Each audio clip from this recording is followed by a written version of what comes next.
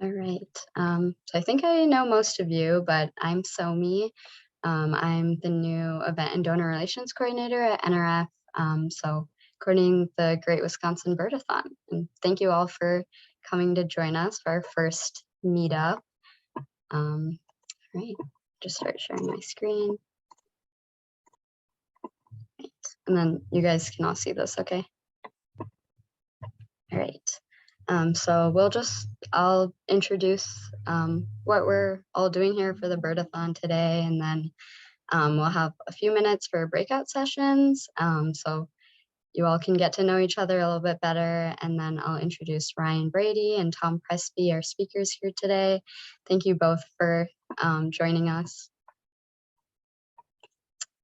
So the Natural Resources Foundation of Wisconsin hosts the Great Wisconsin Birdathon every year, and our mission is to help protect our state's lands, waters, and wildlife by providing strategic funding, leading conservation partnerships, and connecting all people with nature in Wisconsin. And we grant out more than 1 million annually for on-the-ground conservation and environmental education projects.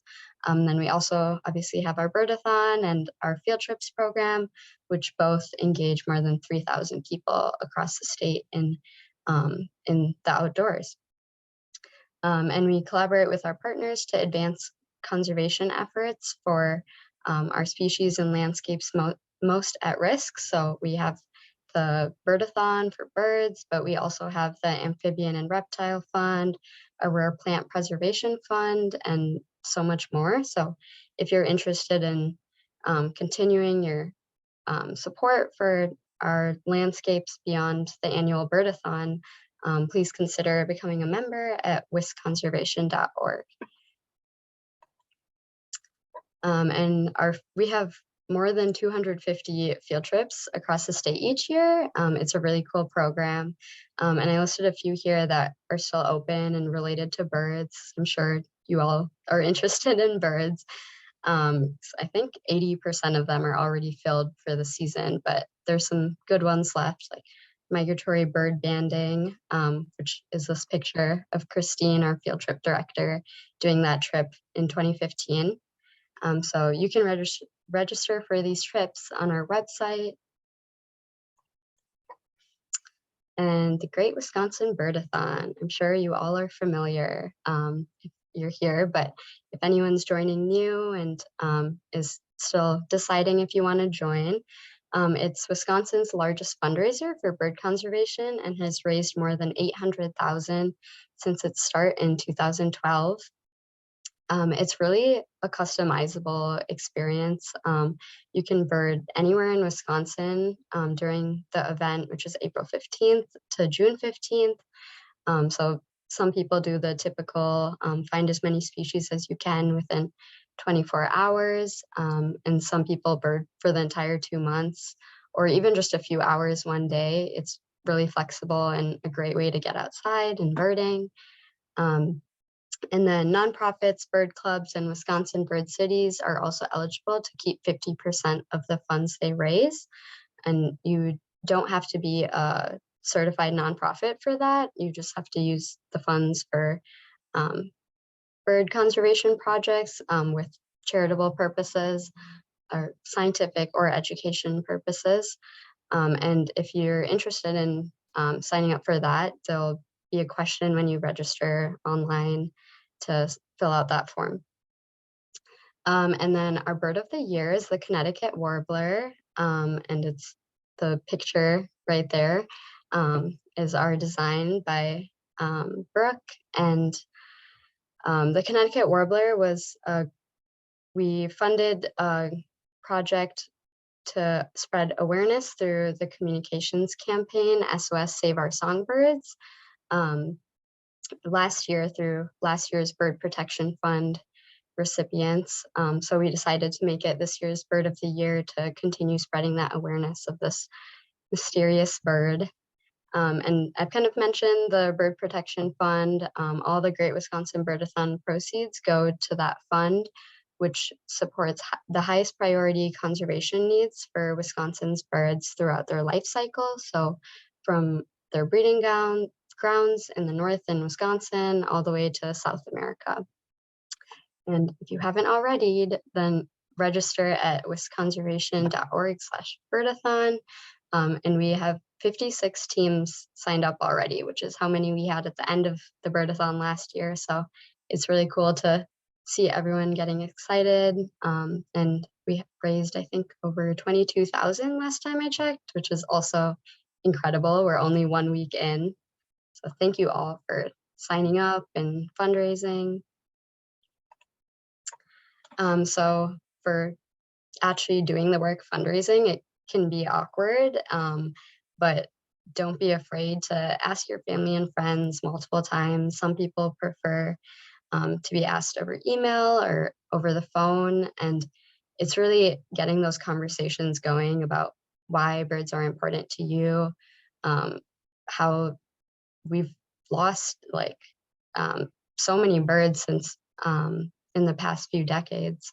And your family and friends, like they want to support you, and like why you personally are interested in birds. So I recommend personalizing your fundraising page with that story, and you also can post updates to the community on the platform, and send that directly to donors. So sending after your birdathon day, like the species you saw, when you're 50% to your goal or really close to your fundraising goal, they really want to hear about what you're doing and why it matters. And then another thing I want to mention is checking if your employer has matching gift opportunities. So I know some larger like energy companies do that, like WEC. So if you apply through that program, then they will donate $1 for every dollar you raise or some similar rate. So it's a really nice benefit to raise even more money for our birds. And then we also have a fundraising guide on the resources tab on wibirdathon.org. But if you ever want to brainstorm more ideas to get people to keep giving every year and give more, then I'm always down to brainstorm.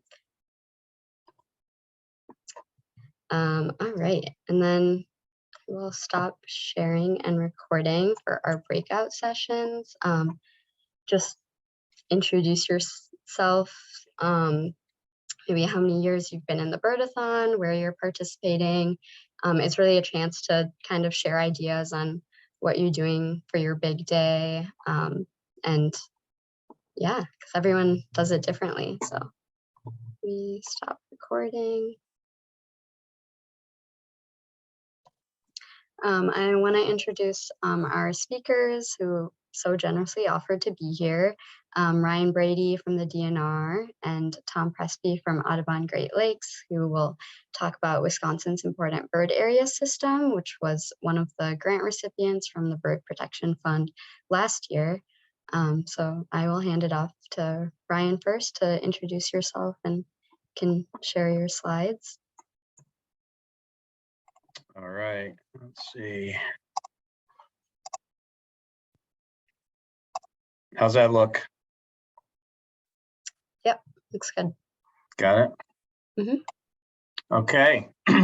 Well, my name's Ryan Brady. I'm a conservation biologist with DNR. I do mostly bird-related work. I've been with the department for somewhere 17 years now. I'm based up on Lake Superior. Most of the work I do is in the North Woods or along the shore, but I do a lot of statewide bird conservation work. But I love birding. I've been doing it since high school, and so I was asked to talk about some birding tips. And I know we have a range of skill levels here, so we'll kind of try and cover all those. And I couched it all in kind of the Birdathon context. And some of it will be new for some of you and some of it won't. But if you can if everybody walks away with a couple things maybe that are useful, then that's a win in my book. All right. So when we're talking about the Birdathon, the first thing we kind of have to think about with our birding day is the time of year, right? And the constraints are April 15th to June 15th, but that's a big window. And if you're doing a traditional, kind of Birdathon where it's one day, and not everybody does that, I know that. But if you're doing it that way, you gotta kind of pick, should I go out in April? Should I go out in May? What should I really do? And it kind of comes down to what your goals are. And so if you go out in April, you're going to hit the earlier migrants, the short distance migrants, we call them. Maybe get some lingering winter birds, maybe still a shrike around, or rough-legged hawks, short-eared owl, stuff like that. Lots of waterfowl, and then early in the year is good for raptor migration, so you get a good diversity of those birds as well. But you're going to miss a lot of those great long-distance neotropical migrants, and that's why a lot of folks aim for May. And May is well-known overall statewide as kind of the peak month of migration. And in the southern part of the state, it's probably early to mid-May. That's closer to peak, whereas in the northern part of the state, it's mid to late May. But you're going to get a lot of those songbirds, the warblers, the vireos, the thrushes, flycatchers, all those things, as well as shorebirds, which are later migrants, especially the ones going to the Arctic, which is a lot of the species. So they come in later. So late that some of those are around in June. So if you want to run a June birdathon, you'll still get some migrating shorebirds. But then you're going to really be focusing on breeding birds at that time. And it's certainly, well, usually it's warmer, and thus more enjoyable to be out there, but trade-off, right? It can be buggier, more mosquitoes, black flies, those sorts of things if you wait too long in the year. So you're trying to find that sweet spot. And so like for my birdathon team around May 20th, 25th, that's when I can hit peak diversity. That's when I'm going to maximize how many birds I see, get some of the early stuff before it leaves, but make sure some of the late stuff is back on its migration, and so forth. So you got to be thinking about, when is the best time of year for me to do this? And then once you've done that, you got to kind of pick the right day in that window. All right, which day are we really going to focus on? And anyone who's doing these kind of big days where you're trying to hit it big, right, and find a lot of species, you're trying to get the right day.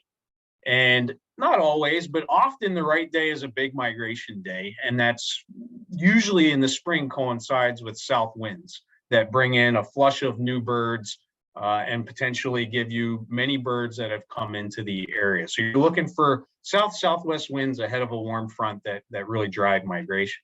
Now, a lot of people like to enjoy their time out, so they pick a nice sunny, warm day, and that's great for being out, but do recognize sometimes that's not the best for birding, what we call those bluebird skies, or especially if there's heat.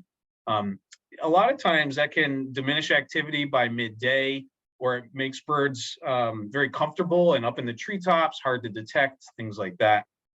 On the flip side, rainy days can actually be pretty good. Now, you don't want it really heavy rain, but you get this light rain, it might be cooler, the birds come down lower out of the treetops, it might flood some fields that bring new opportunities for shorebirds or ducks or other water birds. So don't think just because the weather's bad, it's like, I shouldn't go out. Sometimes those can be the most magical birding days. Either way, you don't want to be out in really heavy rain. You want to avoid thunderstorms, obviously, and just wind in general is the worst. If you have a gusty 20, 30 plus mile an hour wind day, it's not going to be good for detecting birds. They're harder to see and they're way harder to hear. So your overall number of birds that you detect is going to be lower. So just try to avoid heavy precip and wind if you can.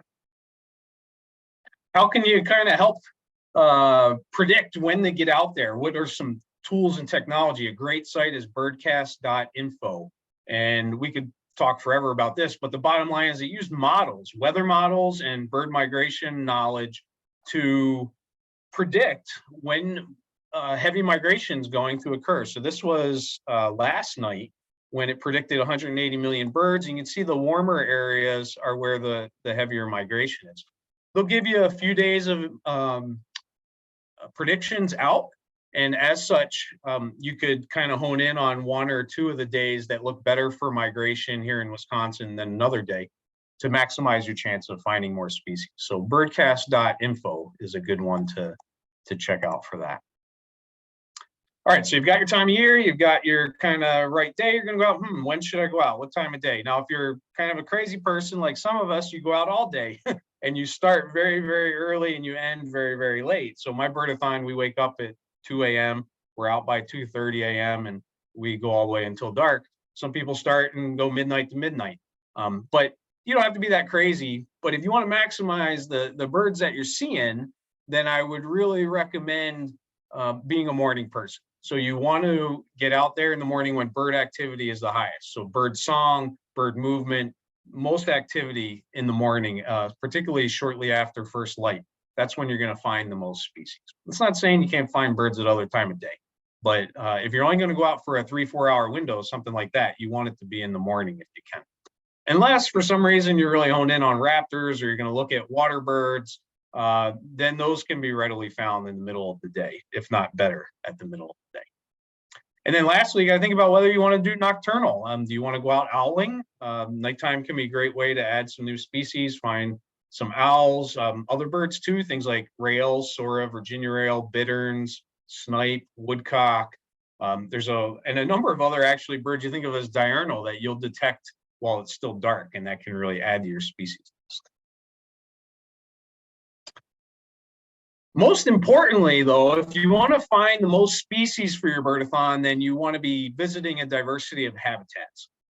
The number one way to find more birds is to go to different types of places that can give you different types of species. And so things like forests, fields, and wetlands, right? Those are the three basics with some nuances of all those.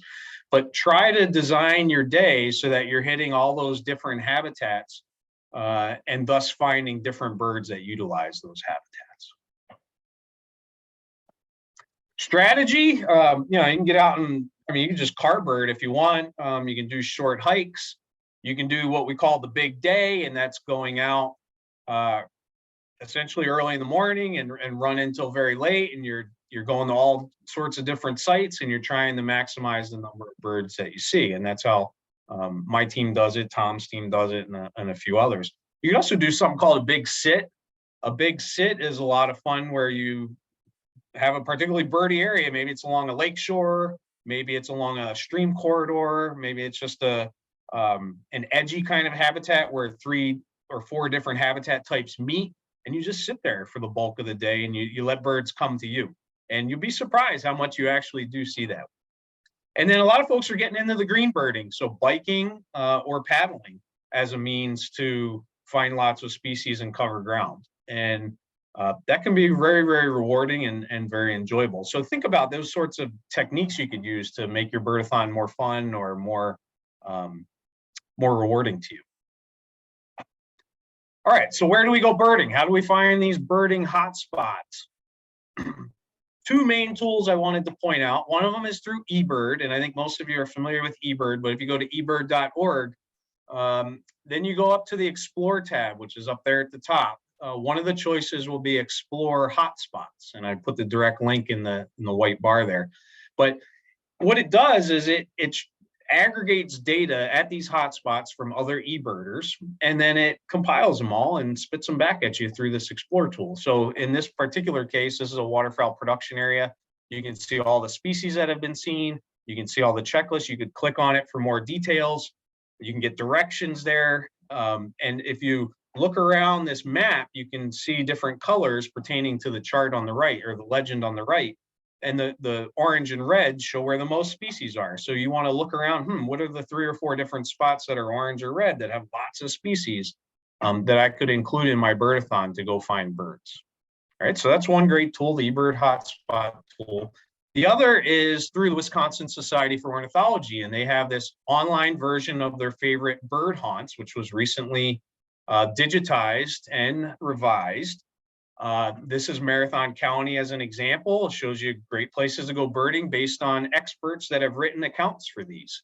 The catch is you need to be a WSO member to access that content. So what a great motivation, right, to join WSO if you haven't already, is to get access to these great birding sites and the expertise that's gone into describing them. All right, in the field, you don't need a lot of gear. The main thing you need are binoculars and some type of field guide. Spotting scope helps if you have one or a camera, but you don't have to have those. Binoculars and a field guide will get you there. And, you know, this is old school, right? Well, Eagle Optics is old school. They don't even exist anymore. And that's a Peterson field guide, which is even more old school, but still works. And, you know, heading out in the field with paper is fine, but a lot of folks are going out with those ID guides as apps on their phones now. And there's lots of different apps. These are 3 of like the higher, more popular ones. Merlin from the Cornell Lab, On the right, there's the Audubon guide, and on the left is iBird Pro. And those are just 3 choices. There's a Sibley app. You can get the whole Sibley guide in an app now, which is very popular. And if I had to pick one, I'd probably do Merlin. Other people would pick other ones. But all these apps can help you not only just consult them for what a bird looks like, but you can actually, for example, like Merlin, you can record bird sounds with that, and it will tell you what birds it recorded in the recording. Now, it doesn't do it perfectly all the time, but it's kind of an aid to birding. So you should really be thinking about how you can use these apps to help your bird identification skills and your birding, in particular during your birdathon day. But big cautions there. I mean, technology has its limits, right? And you still have to be a good birder, and you still need to know how to identify birds. And here are 5 keys to make sure that you really hone in on, right? Size and shape. So the size and structure of that bird, really, really important, especially structure. What are the proportions like? What's that silhouette look like? Very, very important. Color pattern. Everybody likes to focus on the color, and that works a lot of the time, but birds have lots of colors, and the lighting might not be right. You might not catch the right glimpse of something. So that's why structure can be really, really key. And then behavior. A lot of times that separates birds based on what the birds are doing. And then lastly, habitat. Now, migration, birds will use a lot of different habitats, but it's unlikely you're going to see a Virginia rail sitting up in a tree in the forest, so something like that, which sounds simple, can really help to separate some of these species. And then my last slide, I wanted to just make sure that everybody's e-birding what you find on your birdathon. So you submit what you find. Go to ebird.org/WI and submit your results. Now, in the context of the birdathon, this trip reports feature is very, very helpful for those of us who visit multiple sites. So I should probably have not shown you our secret route of the Lake Superior e-birders, but these are all the different places we went birding on this day in 2017. And at each site, we recorded all the birds that we found there. Then at the end of the day, when we submitted each of those checklists, so a checklist for each pin that you see, you can compile them into a trip report, and it will, in eBird, automatically tell you the cumulative number of species you had based on how many checklists you did. And then you can go down the species list, and it adds up the numbers of all those birds you had. You can click on them and find the details. And then this is a really easy way to kind of aggregate your birdathon day and then compare it over time. It's also an easy way to share it with other people in just one simple link. So when you're done your birdathon day, get into eBird and submit your data if you can. So that's all I had. Somi, I think we're going to hold questions until the very end if we have time. So if you have questions, either you can put them in the chat. I could answer some while Tom's talking, or we can just do them at the end. Yeah, thank you, Ryan. I learned a lot, and thanks for mentioning eBird, because the birdathon is definitely important citizen science event, and by submitting on eBird is how we track that data. All right, I will pass it over to Tom. All right. Can you guys see my screen? Yes.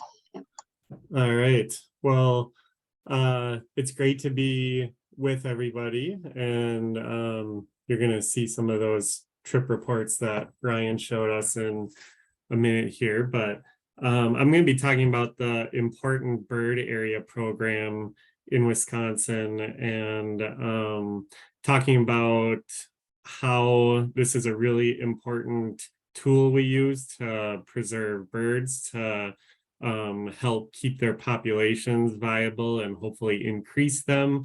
And yeah, share some details about how we got to where we are today, and how we're getting farther in the future. So first, what is an IBA?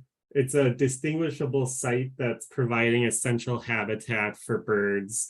It supplies all or most of what birds need in a season. it has to meet a defined criteria.